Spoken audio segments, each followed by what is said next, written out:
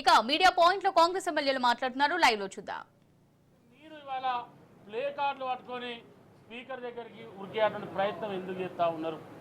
ఇవాళ మీ బావమరిదిని సాక్షాత్తు మీ బావమరిదిని కాపాడడం కోసం మీరు ఇవాళ అడ్డదారులు దొక్కుతా ఉన్నారు. ఇవాళ మీ ఆలోచన లేకపోతే మీ మామ కేసీఆర్ గారి ఆలోచన అది మీరు ప్రజలకు చెప్పాల్సిన అవసరం ఉంది.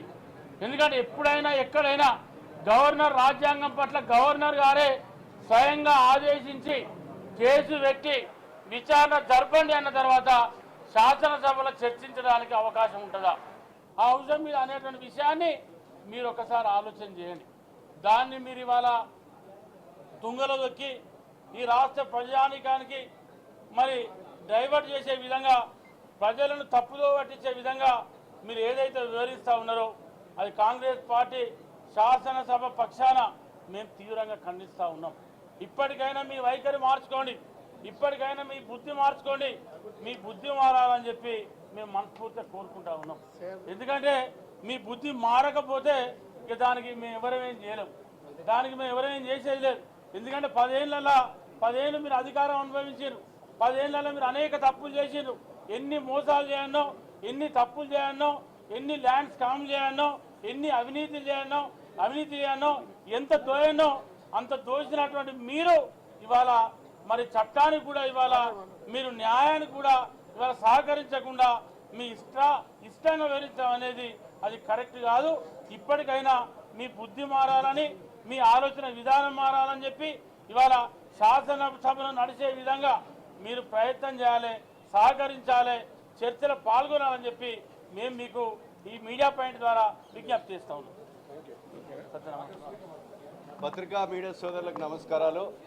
ఈరోజు రైతాంగానికి తెలంగాణ రాష్ట్ర ప్రజలకు ఉపయోగపడే విధంగా ధరణితోని ఈరోజు వేలాది కోట్లు సంపాదించుకొని ధరణి వల్ల పేద రైతుకు పట్టాలు కాకుండా ఈరోజు బ్యాంకులో పోతే రుణం రాకుండా, రైతు భరోసా రాకుండా, అదేవిధంగా రైతు బీమా రాకుండా ఇబ్బంది పడుతున్నటువంటి తరుణంలో ఈరోజు గౌరవనీయులు ముఖ్యమంత్రి రేవంత్ రెడ్డి గారి నాయకత్వంలో ధరణిని రద్దు చేసి ఈరోజు భూభారతి మరి అదేవిధంగా చట్టాన్ని తెచ్చేటువంటి ఒక చర్చలో కింది స్థాయిలో రైతాంగానికి, తెలంగాణ రాష్ట్ర రైతాంగానికి, ప్రజలకు మంచి పేరు పోతుందని ఈరోజు ఒక దురుద్దేశంతో నేను చెప్పిందే వేదం, మీ మాట్లాడిందే పరిపాలన కొనసాగాలని ఈరోజు మిగులు రాష్ట్రాన్ని 7 లక్షల కోట్లు అప్పు చేసి 7 లక్షలు కాదు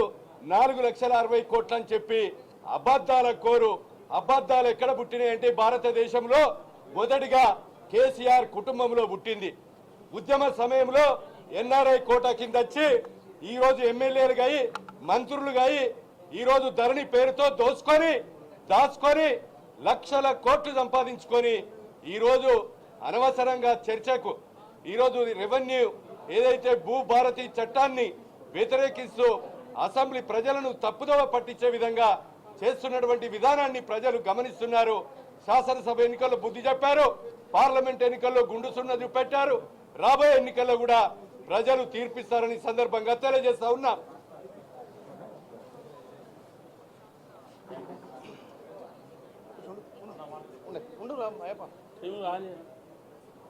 మీడియా మిత్రులు నమస్కారం.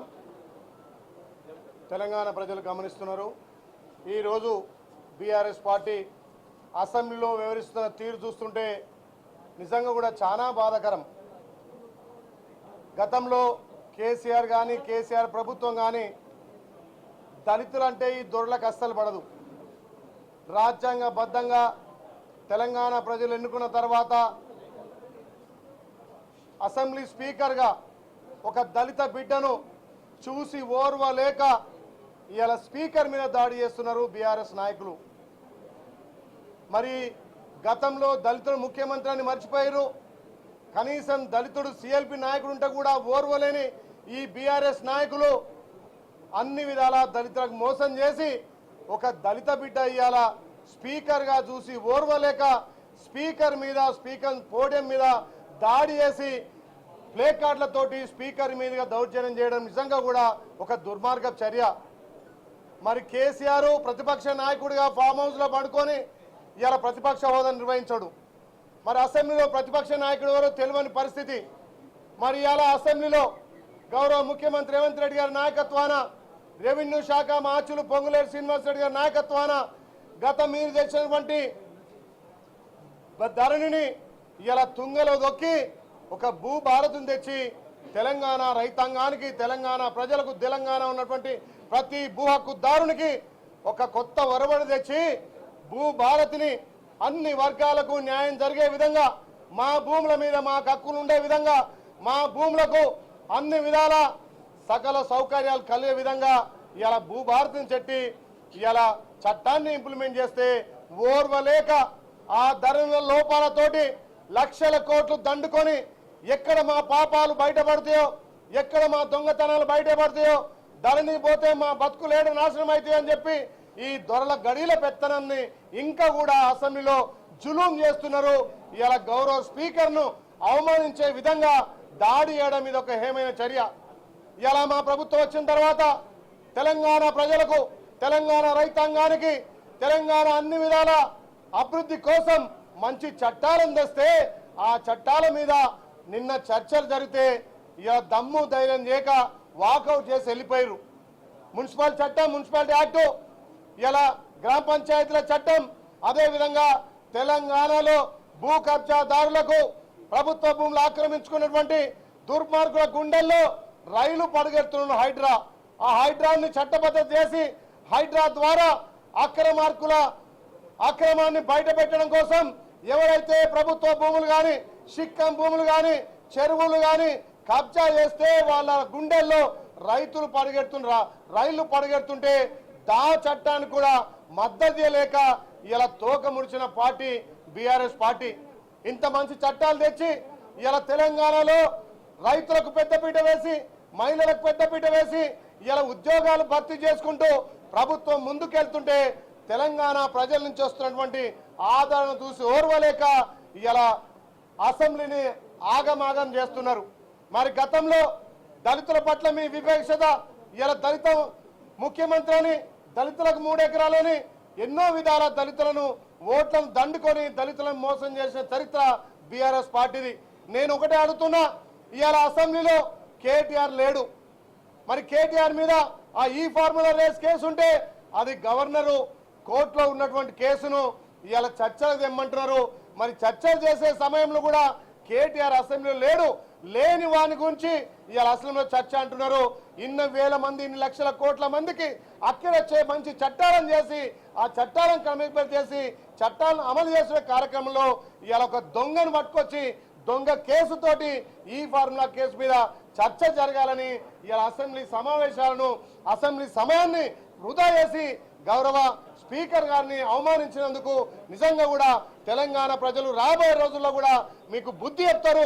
ఇప్పటికే తెలంగాణ ప్రజలు మిమ్మల్ని అసెంబ్లీలో కానీ ఇలా పార్లమెంట్లో బుద్ధి చెప్పినా ఇవాళ మీ బుద్ధి మార్చుకోలేదు. ఏమున్నా దొరపాలన, ఇంకా కూడా గడిల పాలన.